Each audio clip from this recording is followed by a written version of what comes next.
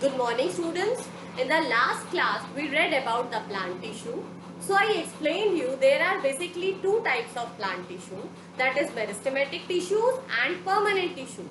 So what is meristematic tissues? Which goes on dividing, or the dividing tissues are called as meristematic tissues, and permanent tissues are non-dividing tissues. Okay.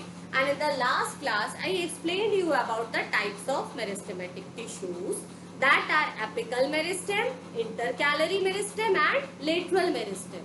Apical meristem is present in between, apical meristem is present in the tip of root, or you can say the apex of root or the stem, whereas intercalary meristem is present between the nodes and internodes. And the lateral meristem, you can say it is present in the base of the plant, or you can say in between the girth of the roots and stem. So today students, we will study about the permanent tissues. The permanent tissues itself come from the meristematic tissues itself. But when these meristematic tissues become mature and takes its permanent shape, it is said to be as permanent tissue.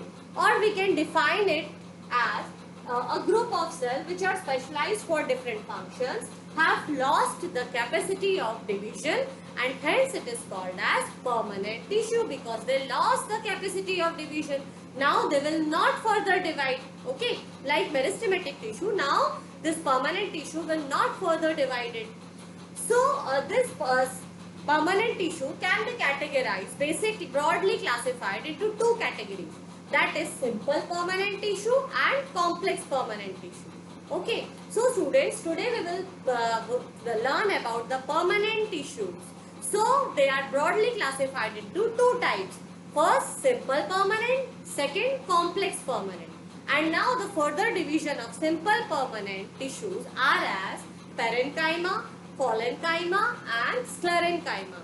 Whereas the complex permanent tissues can be further divided into the two types, that is xylem and phloem. So today first we will start with the simple permanent tissue. First we will read about the parenchyma. So this parenchymatous tissues are thin-walled and living cell. These are thin-walled and living cell, and their shape is isodiametric in shape. What is the meaning of isodiametric? Isodiametric means irregularly spherical.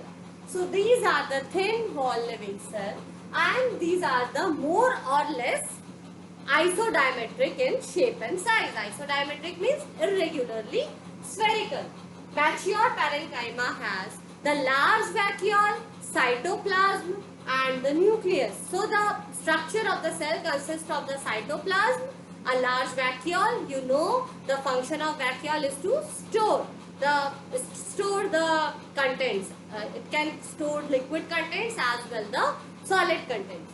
So in the structure of parenchyma, there is it consists of a central vacuole, cytoplasm and nucleus.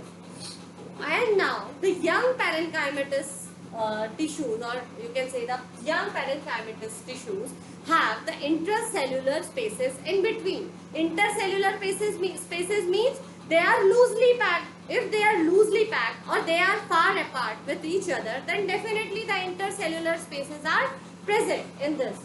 And when this become mature, when these cells, parenchymatous cells become mature, they will be getting the tightly packed. They get tightly packed. Now, so we can see the parenchymatous cells are present in almost all parts of the plants, like roots, stems, flowers and fruits.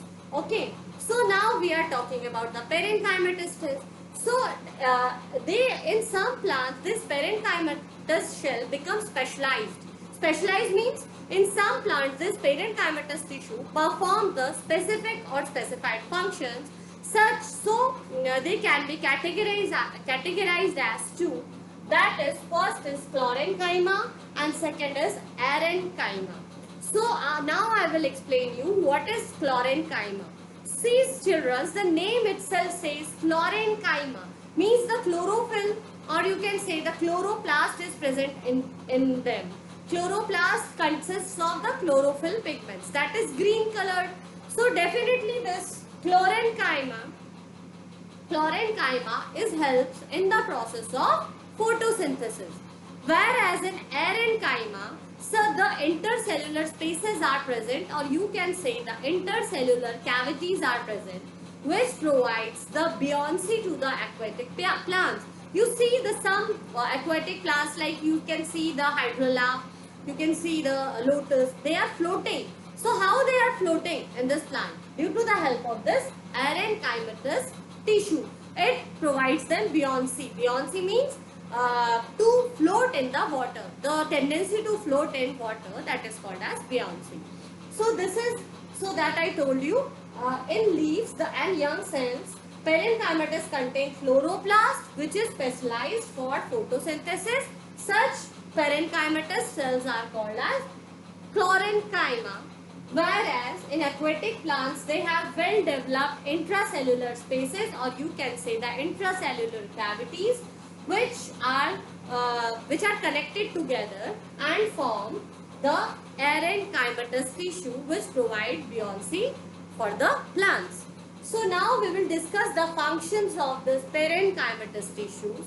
So the first function, it performs the vital activities like the respiration, photosynthesis, storage and conduction.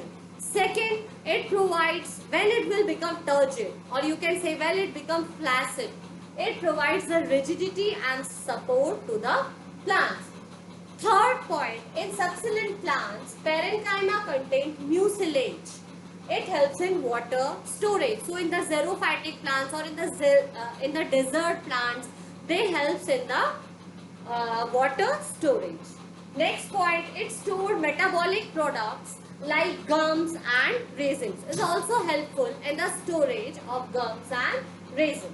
Next and last point, arenchyma that I explained you now provides the buoyancy to the aquatic plants, which helps them to float in water. So this is all about the parenchyma. Now we discuss about the parenchyma. Next we will discuss about the collenchyma.